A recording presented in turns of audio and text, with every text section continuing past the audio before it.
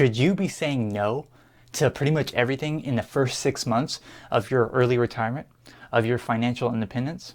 Well, another YouTuber named Joe seems to think so. However, I would have to actually disagree with this. And instead, I would say that you should master the skill of saying no only if it fits your personality type. Hello everyone, my name is Zach and welcome to On Cash Flow, where I help you become a master of your own cash flow.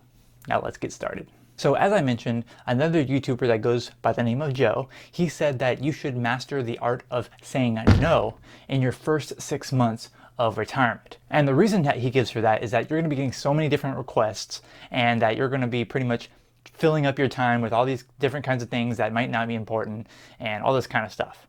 However, the reason why I actually disagree with this is because I think that that only fits a certain personality type. So I think that whether you should master the art of saying no depends on your pre-retirement lifestyle. What were you already doing before you retired, or what are you doing right now, maybe if you're still working, and what kind of lifestyle are you living right now, and also what kind of personality do you have? More specifically, are you more introverted or are you more extroverted? Here's why your personality matters. For most of us, if we're going to fit more towards the introverted side, then our default answer is most likely going to be no to most requests, or no to most things like going out for drinks after work or something like that. And we prefer to, stay home and, hang out, chill out, if that's more of something that someone who is introverted would like to do. However, the opposite personality type is someone that is more extroverted, someone who does like to go out a lot, someone who does like to socialize a lot more often. And for them, their default answer might be yes. I think that Joe's message is more geared towards those types of personalities, and maybe his personality type is more of the extroverted. And so maybe the advice of mastering the skill of saying no in your first 6 months of retirement would apply more to someone who is more extroverted, whose default answer is yes to everything. And by the way, just to give you some more reference on this, I'm going to link Joe's video at the end of this video. I'll let you know about it. His video is only 3 minutes long, so if you haven't seen that video, you should definitely check it out. I'll mention it again at the end of the video.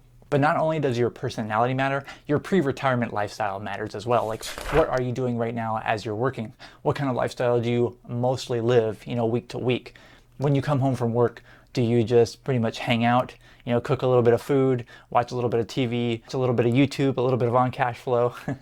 What do you do after work? Is that your kind of lifestyle? Or after work, do you pretty much go to happy hour all the time? Are you going out a lot on the weekends and trying to do as much as you can, socializing and things like that? So these are two different kinds of pre-retirement lifestyles that you might be living while you are still working full-time. And those are probably going to coincide very well with whether you are introverted or extroverted and which side you tend to lean towards. Both of those are going to determine whether I think that you should master the art of saying no, or whether you should master the art of saying yes once you become retired, once you become financially independent. However, above all of those, I think the number one skill that you have to master that's way beyond saying yes or no is the skill of hitting a like button on these videos.